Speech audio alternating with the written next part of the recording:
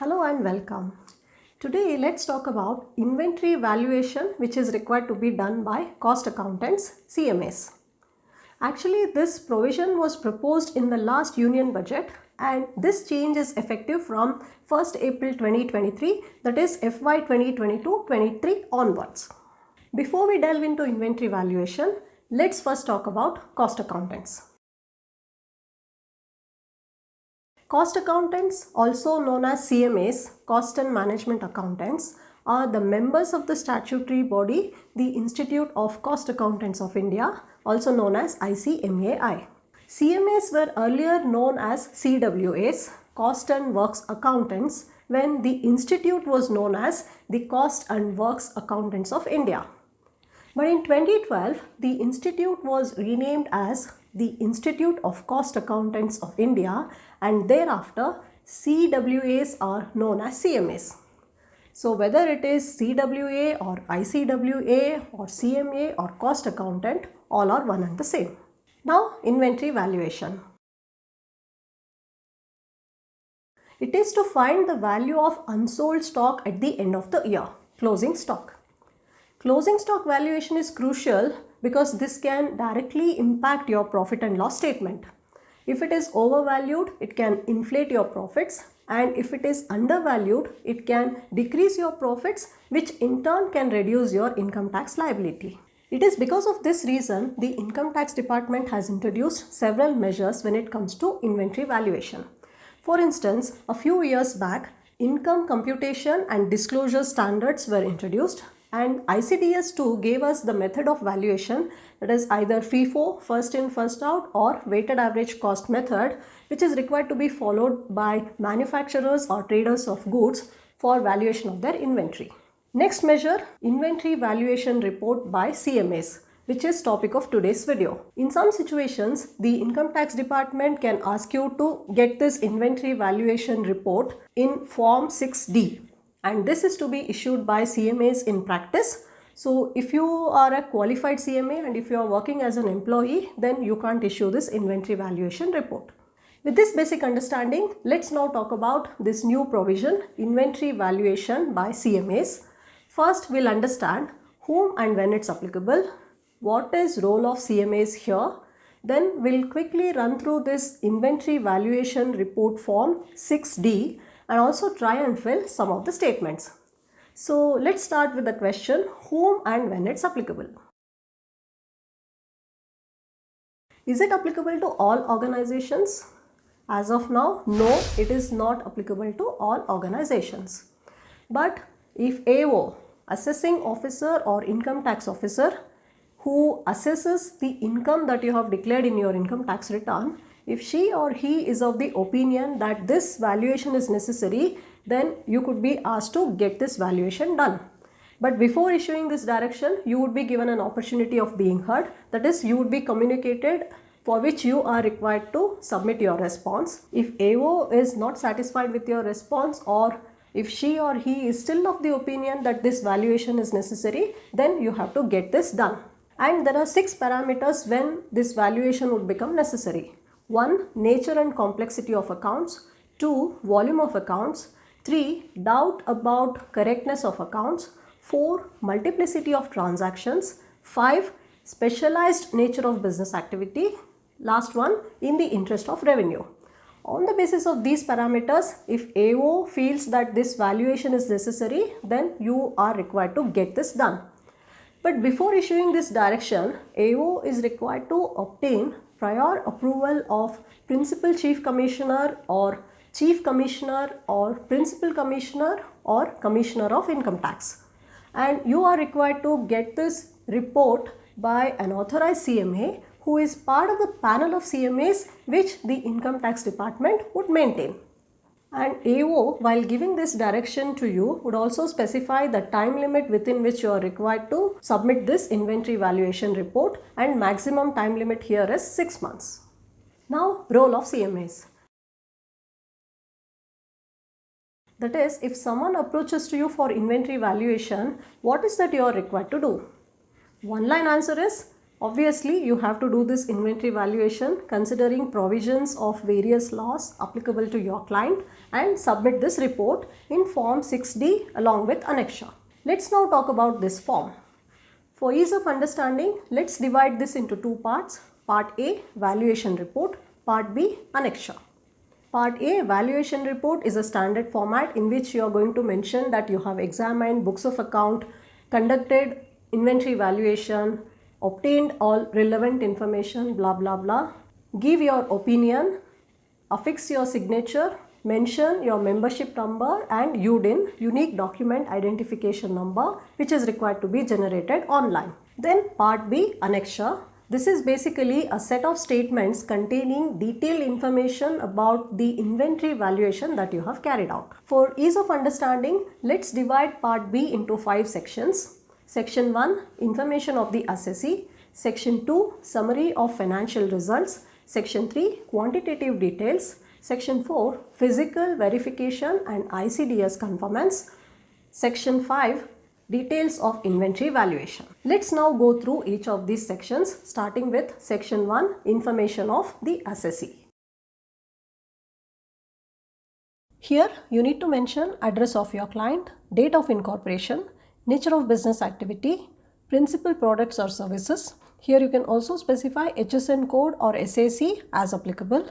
Then details of books of account and other documents that your client has maintained for inventory. Then method of accounting of inventory. You also have to state if there is any change in this method during the last 2 years. Specify if your client uses inventory management system software. Next, method of valuation for both opening and closing stock that your client has followed for all inventory items as applicable. For instance, if your client follows FIFO, specify the same. Then state if there is any change in this method of valuation during last 2 years. And if there is any change, you also have to specify the amount by which profit and loss statement of your client is affected because of this change. Then specify if there is any insurance claim. Next, Section 2, summary of financial results. This statement has to be filled up on the basis of audit report issued by the chartered accountant. Here is the format of the statement. Let's try and fill this. Section 2, details of financial results as per audited accounts of the assessee. Let's try and fill this information for financial year 2022-23. Let's say the turnover is 1000 crore, PBT 200 crore, taxes paid assuming a rate of tax at 35%, 70 crore, PAT 130 crore, raw materials consumed, let's say it is about 50% of turnover, so 500 crore, opening inventory 200 crore, closing inventory 250 crore. You also have to specify 3 ratios, that is average inventory holding period, which is 82 days here. Similarly, you also have to specify average raw material stock to consumption and average stores and spares stock to consumption. In addition to FY 2022-23, you also have to mention this information for last 2 years, that is for FY 2021-22 and FY 2020-21. Now, Section 3, quantitative details. Section 3, quantitative details of raw materials and finished products. Let's start with raw materials. Here you need to list out all the raw materials which constitute 80% of total inventory value of raw materials. Remaining 20% can be clubbed under the head others. To fill this statement, let's consider a scenario.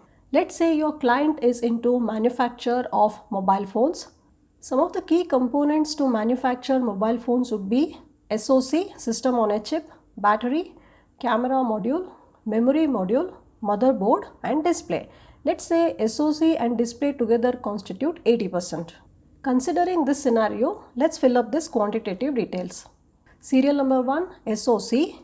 You can mention description, unit of measurement, numbers, opening stock, let's say 500, purchases during the year 1000, consumption 800.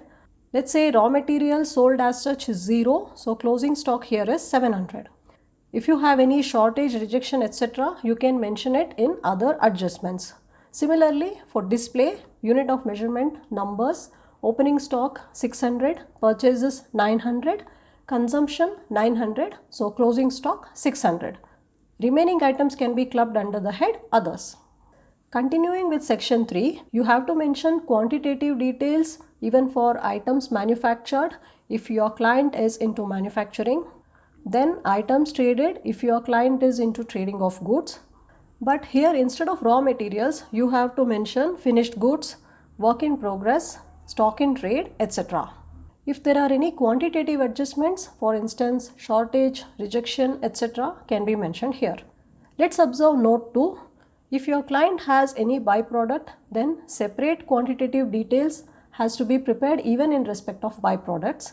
Here again, you have to list out all the items that constitute 80% of total value of finished products, work in progress, stock in trade as applicable, and remaining 20% can be clubbed under others. Now section 4. Section 4 is pretty simple. First, you have to mention if your client has conducted physical verification of inventory, and if there is any discrepancy, you have to mention the same. Next, you have to specify if the valuation conforms with the income computation and disclosure standards. If there is any discrepancy, you have to mention the same. Now, the last section, section 5, details of inventory valuation. Section 5, details of inventory valuation. Here first we have valuation of finished goods. Let's try and fill this. For this, let's consider our same example. Finished goods here is mobile phone, unit of measurement numbers, opening stock quantity, let's say 100 numbers, cost of production 13,000, net realizable value, let's say it is same as COP. So opening stock value is 13 lakh. Then closing stock quantity, let's say it is 50, cost of production, let's say it is increased to 14k, NRV 14k. So closing stock value here is 7 lakh. Continuing with section 5, you also have to mention similar information even in respect of stock in trade, work in progress, and raw materials. If there is any byproduct, then you have to specify the same here. Intermediate products. Format is similar to what we have just seen earlier. Then last one here is valuation of others. Here you can include jigs, tools and dies, stores, spares and consumables, scrap, etc. But here you need to specify only opening and closing value. That is, no need to mention quantity. Then summary of inventory valuation. First, you have to list out all inventory items. Next column is value as per Form 3CD. Form 3CD is the audit report issued by the chartered accountant. First, you have to mention opening and closing value as per this Form 3CD. Next column is value as per cost accountant. Here you have to mention opening and closing value as per your valuation. If there is any difference between these two, you have to mention it in variation column. If there is any variation, then you also have to specify its impact on profit and loss statement of your client. Consequently, its impact on income tax. Next, method of valuation that you have used for both opening and closing stock. If there is any variation, you have to state reasons for the same. If you have any other comment, observation or qualification, you can mention it here. This was about filling up of inventory valuation report when your client is into manufacturing or trading of goods. If your client is into some other business, say construction business, then you'll have to use appropriate section and fill this report. If your client is into construction business, then you can use this section related to construction contracts and fill up this information for appropriate inventory type. For instance, instead of finished goods, you have to fill up completed units ready for sale. Similarly, if your client is into trading of securities, you can use this section. This is very similar to finished goods. Then livestock, agriculture and forest produce, mineral oils, ores and gases. Format is similar to what we have seen for finished goods. Once you fill up the required statements, affix your signature, specify your membership number and UDIN. This was inventory valuation report in Form 6D. Here, one thing that is worth mentioning is, If your client is into some other services sector, then we couldn't find any specific format. So I guess we'll have to make appropriate changes depending upon the clients that we deal with. Next, professional fee. That is, how much fee are you going to get to carry out this assignment, inventory valuation. This is also fixed by the government. Minimum 3,750 per hour to a maximum of rupees 7,500 per hour. And this payment would be made by the income tax department, not by your client. So at the time of submission of bill, you're also required to submit something called timesheet, in which you're going to mention what is the number of hours that you have spent in completing this assignment. And payment for the same would be made by the income tax department. As of now, we have no clarity on payment processing and how many days it would take for you to get this money, etc. because this is a new provision, so we'll have to probably wait and watch. This was all about the new avenue for CMAs, inventory valuation. Hope it was informative. Thank you for watching.